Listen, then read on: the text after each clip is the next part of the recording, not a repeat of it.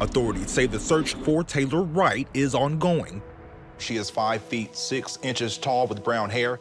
If anyone sees her or has any information of her whereabouts, you're asked to contact police.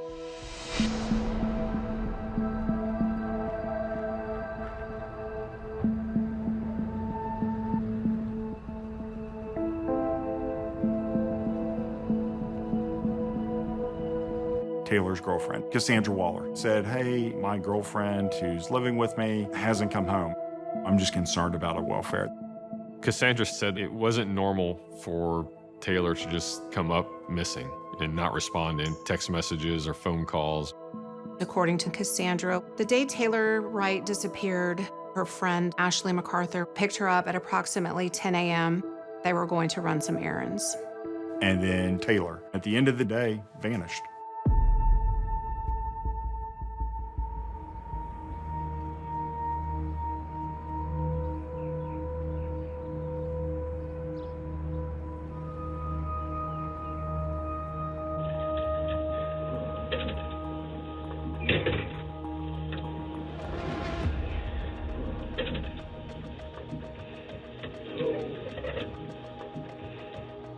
This is your personal cell phone, correct? Okay. If you're okay with that, just sign right there. So while the detectives are interviewing her, I'm going through her cell phone. The last day that y'all were together, can you kind of walk me through that day? Woke up, she made me breakfast. She made me like eggs and bacon and stuff, and she was in no hurry for anything. You know, just like a normal morning. I said, well, we'll go to the grocery store. I'll pick up some stuff. We'll have wings tonight. And that was that. She was like, okay, well, Ash is coming over. We're going to go to Ash's bank, and we're going to pick up my money and stuff out of the safety deposit box. So as I was getting in my car, Ash had pulled up, and I was like, all right, you know, we hugged, we kissed, said, love you. I went my way.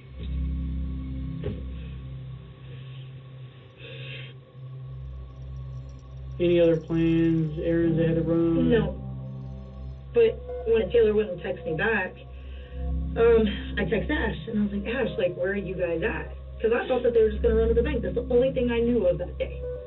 Finally, Ash called me, and Ash was like, hey, we're up at my mom's house, which is up in Milton. They own a farm.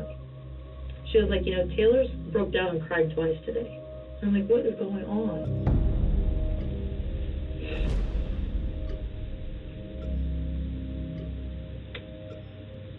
Do you think Ashley would have the capability or the means to harm Taylor?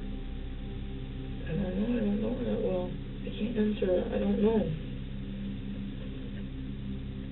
Sit tight a second, okay? I'm going through Cassandra's cell phone, and I went in to get the detectives out to talk about what I'm learning through the phone. I can see there is communications about a bank and money and some other weird things that we didn't know about before.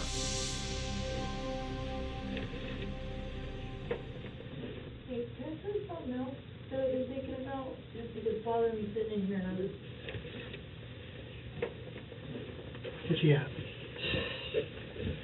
So, Taylor, it seemed like she was getting paranoid. She was talking about how she felt like something just wasn't right with Ashley. She wasn't sure if Ash had her money or not. Because Taylor had been trying to get the money out of Ash's safety deposit box, Taylor said, for like 4 or 5 days. And I was like, Taylor, you know, she's probably been really busy. And she goes, no, Cass, she goes, like, I'm telling you, something just doesn't feel right with me. I don't want to think this, but, like, I want to give you guys, like, whatever you guys need. I can be so wrong. No, I'd rather you be wrong and have a feeling or know something to I tell don't want us. Ash to be mad at me, though, because I, like, maybe accuse her of something. Ash isn't going to know anything. That interview was huge because Cassandra said that Taylor had given Ashley money. The money was the biggest red flag that shifted this from a missing person to very suspicious activity, potentially a homicide investigation. Taylor had given Ashley $34,000 to hold on to. Cassandra said Taylor gave this check to Ashley because she has a safety deposit box she could put this check into. The first thing that we did was subpoena Ashley's bank for all the records. We learned two things from this. One, we confirmed she didn't have a safety deposit box at Wells Fargo. Second, I could see a deposit for $34,000 come into Ashley's bank account. And the following day, that money is transferred out into various accounts. That deposit was taken down to zero within a day. That's an alert for law enforcement.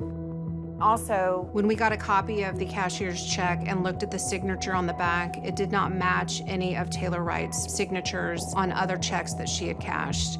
Those multiple lies show us that she is now involved in Taylor's disappearance.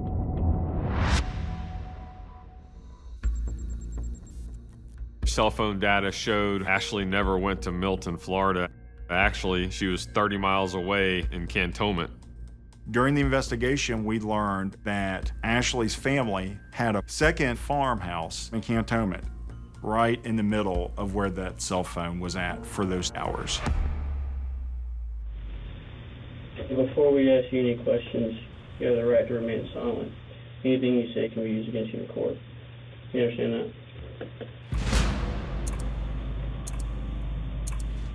She had no clue that we had her cell phone records, that we had subpoenaed the bank. So we wanted to confront her with everything that we had learned and break apart her lie.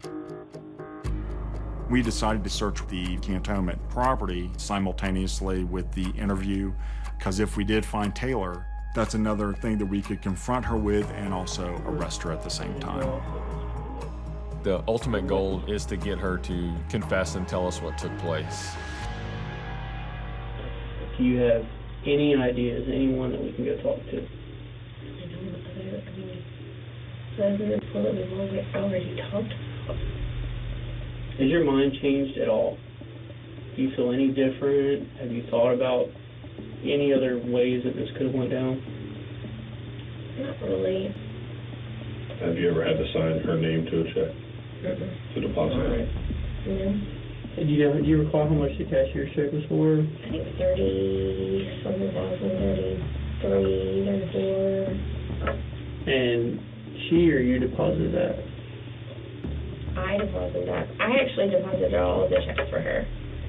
She's starting to realize that we've gotten her bank records, and she starts squirming around a little bit more, crossing her hands into her legs, and that's an indication that she's uncomfortable and not really liking that line of questioning. Well, I want to go back to the cow stuff here for a minute. This right here. This totally could be explainable, that's why. Yeah, that's why. I think this is the... You know whose signature that is? It says Taylor's name, but it doesn't really look like her signature. Would you maybe wrote her name on there by chance? Probably not. Is that clearly Taylor's signature? I mean, it looks like it. It was make or break time. Give me for a second. Don't cross your legs and look at it for a second. Don't let us tell your story. Because this is gonna tell us what happened. Reaching over, moving her chair, and moving it really close is a way to try to break down that defensive posture, make her feel uncomfortable. She's either gonna shut down or potentially tell us exactly what happened. We didn't know where Taylor was at that point, so I knew that there was a big risk. She could ask for an attorney and the interview would be over. Don't let us tell something that may not be true. I think at this point I need an attorney because it seems to be that y'all think that I did something to her. Okay. I respect that. Sit tight and we'll go from there, okay?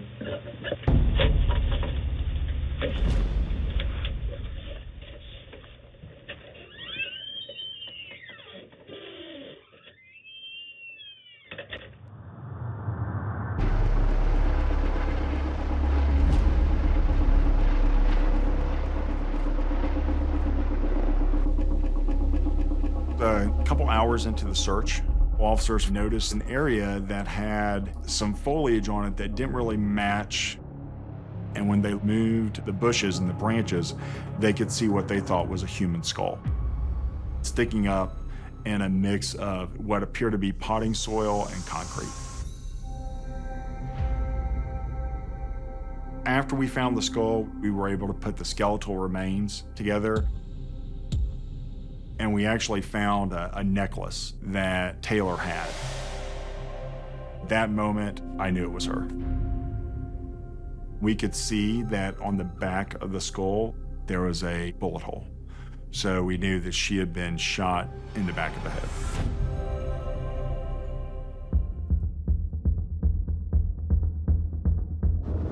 Once we confirmed it was Taylor, we got units over to Ashley's residence where we had her under surveillance, and we arrested her.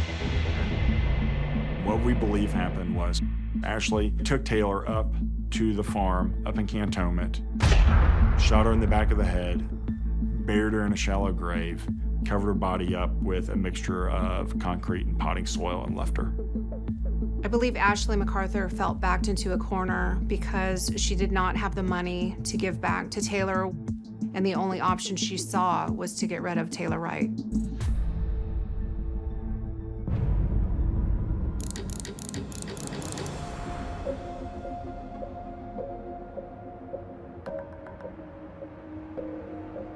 My understanding is we have a verdict. Let's bring the jury in. We, the jury, find the defendant, Ashley MacArthur, guilty of first-degree premeditated murder with a firearm as charged in the indictment.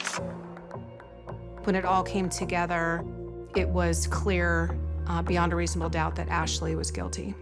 She was immediately sentenced to life in prison without the possibility of parole. The way she didn't blink, didn't cry, I don't understand how a human could be like that.